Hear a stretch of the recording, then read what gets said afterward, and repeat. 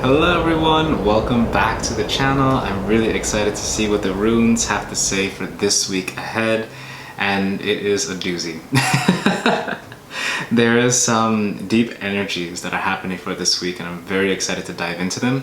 I actually did a pre-meditation just a few minutes ago, and in the pre-meditation I was feeling very deep cosmic energy. It felt like I was being pulled into a river that was red with lava, and it felt very Icelandic. It felt like I saw black stones, I saw the storms, I saw all this stuff, and it felt very primal.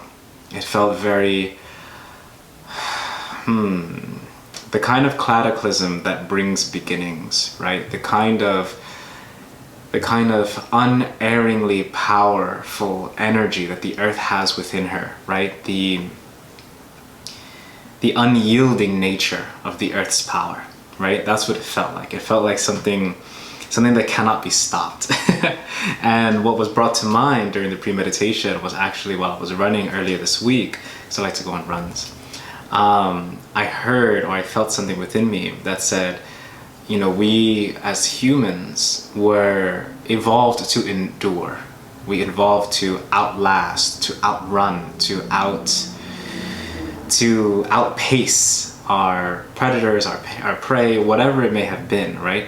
There's a certain level of endurance that we have within us, an indomitable strength that is at the core of who we are as people, right? And what I felt, especially with the cosmic energies at play, because we just had Mercury went into retrograde yesterday, so it's starting its backward journey in our view of it from Earth. It's not like Mercury is actually going backwards in the orbit. It just looks like that from here. That's why we call it retrograde.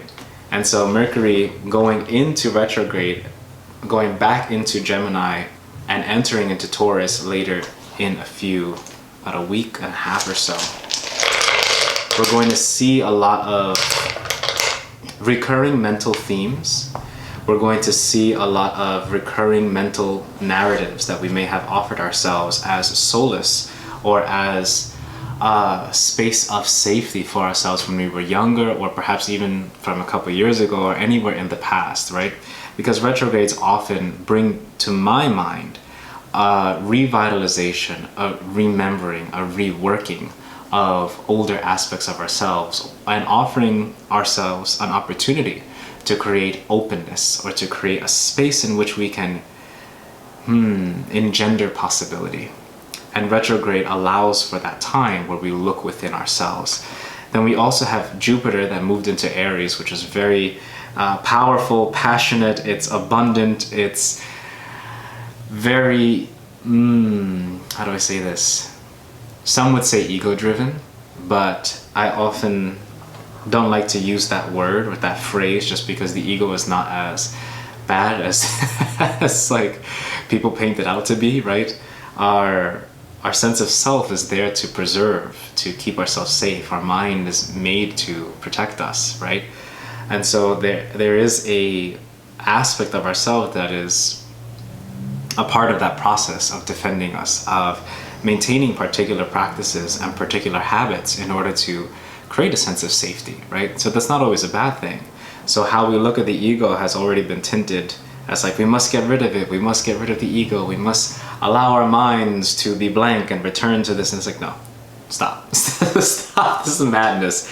No, we must embrace all of us, all of ourselves, right? And Jupiter in Aries is about that. It's embracing the magnitude of yourself, the magnitude of who you are, the magnanimous nature that dwells within all of us, right? And that magnanimity is going to be a source of great abundance for us, right? So for the week ahead, I've already been seeing during the pre-meditation, as I said, a lot of rising tensions, a lot of testing of our boundaries. There's going to be moments where you will find yourself feeling a little hot-headed, maybe even physically hot, as if you're heating up from the inside out.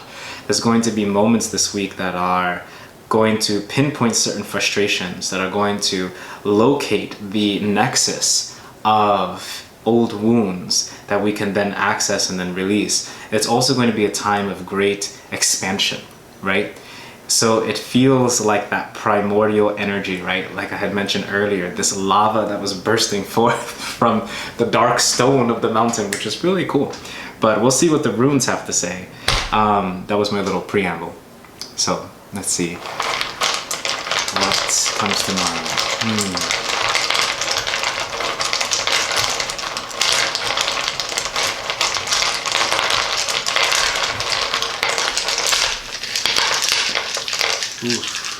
We're gonna find ourselves being relieved of something, or finding relief out of something, if that resonates with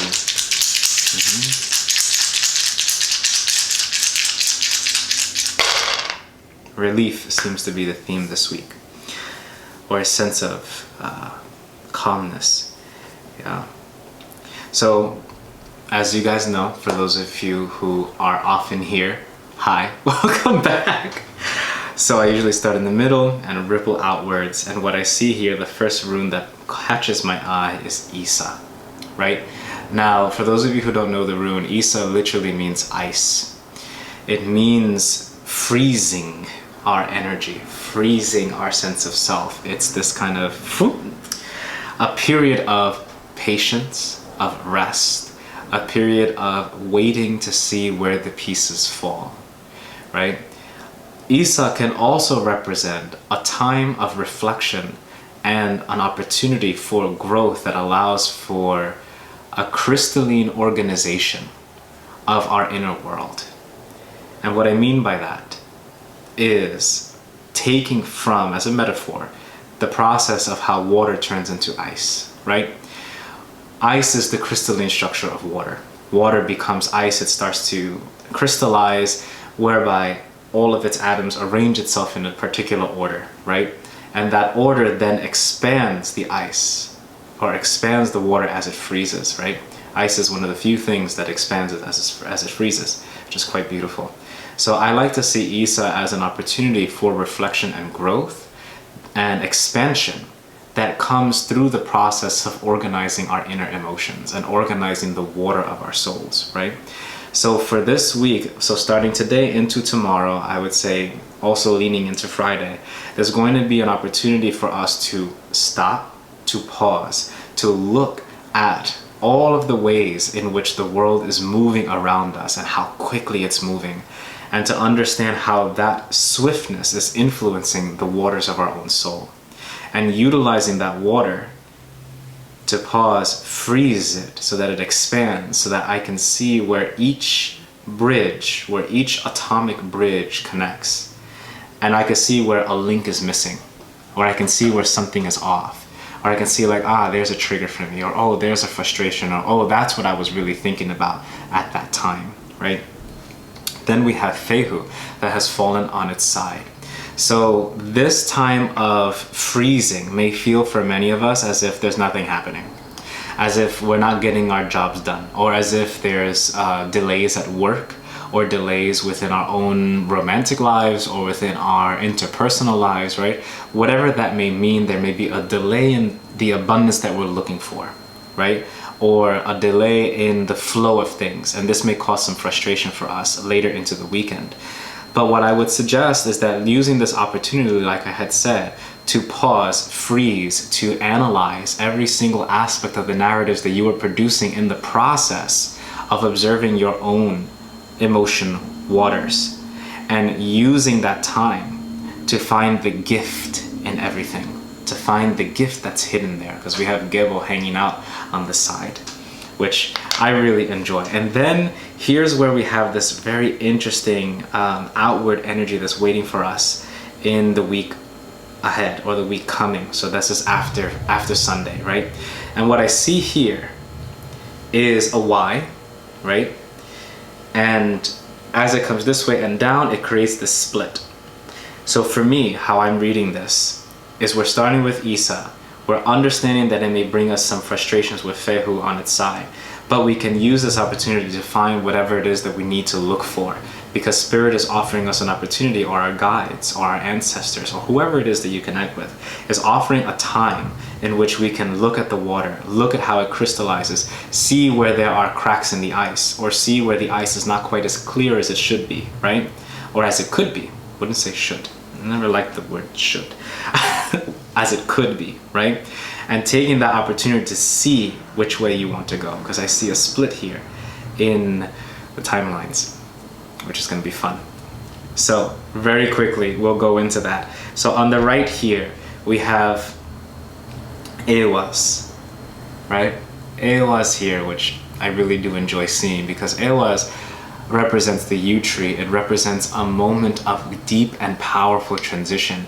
We may be finding, as we take this opportunity to the pause, we may find a door whereby we may open it into a new way of life, or a new way of looking at our situation.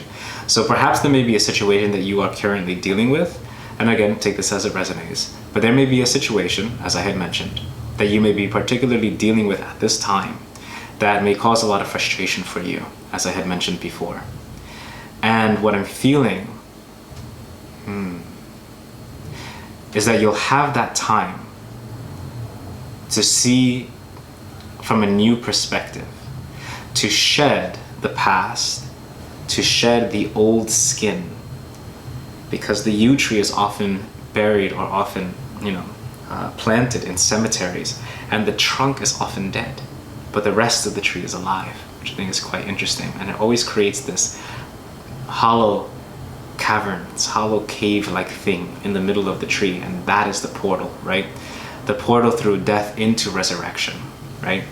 So whatever it is that you're processing will help you to release this old perspective and see things in a new light, and giving yourself an opportunity to let the patience take precedence in your life, to allow these blessings to come in the time that they need to, because not everything can be seen at this moment. Then we have on the other side, let's say you take your frustrations and you get really mad and you're like, which, happens to us. There may be an opportunity with Ehwas, right? EH, with Ehwas in Merkstaf, in reverse, right? So we may find ourselves actually coming head to head with a relationship, or with an interpersonal connection, or perhaps coming head to head with ourselves, right? Where we have to enforce a boundary, or when we may have to have a difficult conversation with someone else or with ourselves, or for other people, because again, there's a lot of people watching, right? So it's not just for one person. But it feels to me as well that this could be a good opportunity to reflect on how you show up in your relationships. Not only for that other person, but for yourself. Do you allow people to cross your boundaries? Do you allow yourself to cross your own? Right? These are the questions that are coming to mind.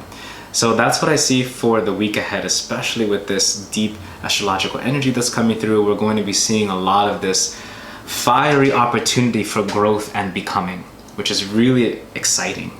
So I hope you liked the video. Please like and subscribe below. Subscribe below if you really enjoyed it. Share the news if you like. I always like to share.